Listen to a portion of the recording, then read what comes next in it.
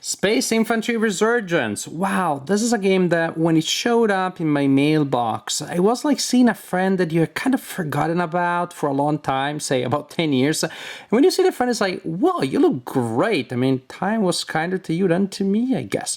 Space Infantry Resurgence. I played the original Space Infantry when it came out back in the day, almost 10 years ago. I remember it was maybe the first year that I was filming video reviews. And I like the game very much. Now we have a retooled version with updated graphics, with some new mechanics, not many, and with more materials. Basically materials that had been released after the original courses separately are now all together in a single place. That gives you a lot of play options, a lot of different customization, a lot of different things that you can do. In fact, if you like this game, you get a lot of bang for your buck with Space Infantry Resurgence because you can just play the game, I don't know, for forever, basically. The game is mainly a solitaire game in which you lead a band of space soldiers across a number of gruesome, terrifying missions. You will spend command points to form your squad, and then, well, you do different things. The game is mainly a solitaire game, but it also comes with a cooperative option and a competitive option, but personally I only played solitaire.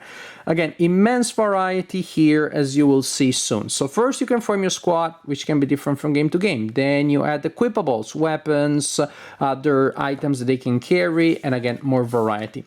Then it's time to choose a mission. The game is mission-based, and there are two kinds of missions, the basic mission and the hive missions. The basic missions are played on printed maps, and the hive missions on modular maps that are built as you go.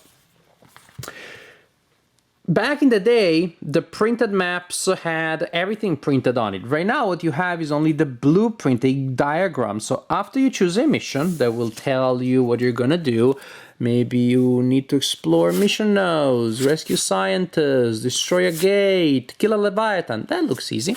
So you choose a mission and it tells you what to do. You choose a difficulty level. Then you choose a corresponding map. The map mission 1, then we get mission 1 map. Again, a lot of missions means a lot of different maps, incredible variety here. And after you place the map on the table, it is time to populate it. As you can see, different nodes, which are the areas that you will travel to using these connections, will have different things that go there. Say the outdoor area will be populated with a card from the outdoor deck. And here there's a range for the difficulty, a range for possible random events, and a test that you may have to pass when you explore that area. So passage, then we need a card from the passage deck. There's another passage here. There are mission-specific cards. These are from mission 001. And again, we have different decks for different missions. And so we again draw random cards and we populate this area, telling us different things that we will need to do. For example, here we need to pass a security test, a science test, indoor, and here's the indoor deck. And again, that's how you populate the map. So as you can see, things will change even more than in the past. The only thing that is stable when you play a mission is the general diagram, but you will encounter different things with different tasks. Also, different baddies may be there. We now have to choose the evil people that we encounter, and we may have to deal with the Beastmasters, with the Void Spiders, the mercenaries, the flesh eaters, always friendly friends, always friendly types, the cybers. And you can see from the art there's a certain Dead Space, Space Hulk vibe to it, which I really like. Each class of monsters, suppose we're playing with the Chthonians, comes with a main player aid and with a stack representing the possible individuals within that group. Say the Chthonians may be old, maybe adult, or maybe young. And then we have, again, the main player aid telling us about the general behavior. Now, A main concept, probably the single main concept in the game, is that of skill tests. Characters have different skills, say for when they attack with fire, when they fight in melee, when they're trying to use the printed skills, such as advancing or doing medical stuff, moving 0G, doing anti-vehicle, and so on and so forth. Commanding, communication, intelligence, only the leader has the command skill. General idea is this. Suppose that this character is taking a test in melee. You generate a random number by rolling a die. That's another innovation we used to draw cheats in the original game. You roll a die, you apply possible modifiers, and then you divide the total by your skill level. That gives you a number of success levels. Suppose that I rolled a 5, and after modifiers it becomes a 6. I divide that by 3 because I'm fighting in melee, then I have 2 success level. Same idea with a 6, but I'm firing, then I generate only 1 success level.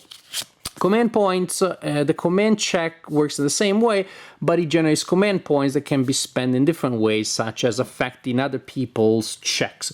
And this is pretty much the basic idea. You will need to pass tests, and to hit the opponents, because you're basically using fire tests and melee tests, generate success levels that turn into hits that you apply to the opponent, and they do the same thing when it comes to, of course, generating successes that are, however, hits that go against you and hurt you a lot. And this is their life points. They may have armor. They may do different kind of things. These people, the Chthonians, are pretty grabby. And so they give you extra conditions such as grapple. When you start an encounter, the card will tell you the kind of encounter, the class of the encounter, then you roll a die to determine how many people are in that encounter. Then you also roll a die to determine if the original distance is a fire distance or it's a melee. And then from turn to turn, you will also keep rolling at the beginning of each turn to see what is the distance between you and the enemies, and therefore which skills are going to be used in combat.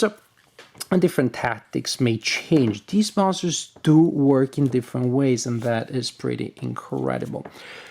This is the general idea. I don't want to go too much in detail because in any case there are just so many play variants. The rulebook is a little daunting because of course it covers all the possible play modes, all the possible missions and game effects, but trust me, the core engine is very simple, very lean. It is basically what I told you. It pretty much is generate a random number, divide it by your skill to see how many success levels you get, apply those success levels, and you continue like this, moving from area to area, passing tests to enter areas, checking for events. Many events will be combats, resolve these gruesome bloody combats, and continue like this until either you complete the objective of your mission or you die. Space Infantry Resurgence. Definitely the last decade has been kinder to this game than to me. The game looks great. I'm doing fine, but certainly I don't look so much better than I did 10 years ago. So it's really great to me to have a new edition of a game that I hadn't played ever since, but I was really happy to get into again. And I reconnected with all of those feelings of adventure, of dread, of despair that really the game gives you, but in a good sense, in a narratively interesting sense, in a way that results into really tense, really intense gameplay.